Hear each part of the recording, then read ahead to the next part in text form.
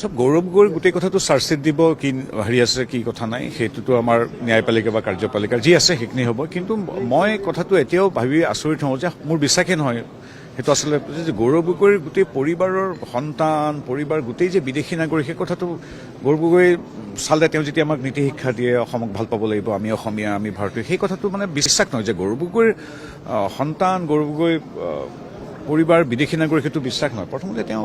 অসমীয়া বা ভাৰতীয় হৈ লওক তেওঁক এইটো ক'লে নহ'ব যে বিদেশত এতিয়া আমাৰ অসমৰে শত সহস্ৰ লোকে নাগৰিকত্ব লৈছে তাত চাকৰি কৰিছে 30-40 বছৰ আছে তেওঁলোকৰ লগত তুলনা কৰিলে নহ'ব কিন্তু তেওঁ আমাক অসমত থাকি অসমৰ ৰাজনীতি কৰে অসমৰ মানুহক অসমীয়া হোৱাৰ নীতি শিক্ষা দিয়ে আৰু তেওঁ গোটেই পৰিয়ালটো কি কৰে বিদেশত বোলে স্বাস্থ্য সেৱা ভাল শিক্ষা সেৱা ভাল সেইকাৰণে বিদেশত আছে ক'ভিডৰ সময়ত তেওঁ বোলে বহুত অসুবিধা পাইছিল আমিবিলাক ইয়াতে আছোঁ কিন্তু গতিকে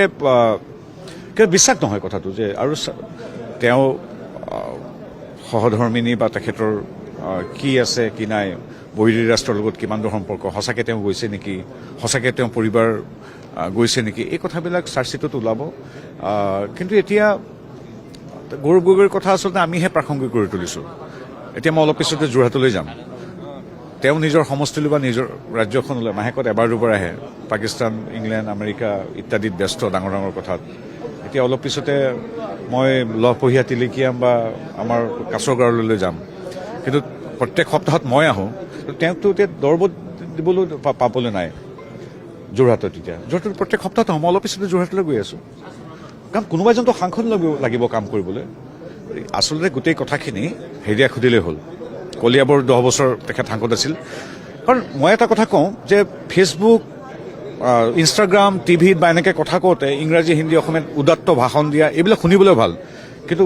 কথাৰে নোখোৱাই নহয় কামেৰে খুৱাব মানুহখিনিৰ কাষত থিয় হ'ব লাগিব গতিকে সেইকাৰণে স্থানীয় সাংসদজন যেতিয়া নাযায় যোৰহাটলৈ সেই সুবিধাটো মই গ্ৰহণ কৰিছোঁ দিনে নিশাই মই এতিয়া আজি কাইলৈ পৰহিলৈ মই যোৰহাটত থাকিম মানুহক লেকচাৰে নোখোৱাই মানুহক কামে খুৱায় মোক এতিয়া কংগ্ৰেছৰ মানুহখিনি বেয়া পাব পাৰে কথাখিনি এতিয়া আজিকালি যোৰহাটৰ কংগ্ৰেছেই মানে কৈছে এওঁ ইমান আহে আমাৰ লাজেই লাগে আমাৰ সাংসদজন দেখা পোৱা নাযায় গতিকে চাৰ্জশ্বিট ইত্যাদি এইবিলাকৰ কাৰণে হয়তো তেওঁ অলপ মানসিক কষ্টত আছে হয়তো সেইকাৰণে হয়তো যাব পৰা নাই মই আশা ৰাখিম তেওঁ মাজে মাজে নিজৰ সমষ্টিটোলৈ আহক কিমান আৰু ইংৰাজীত লেকচাৰ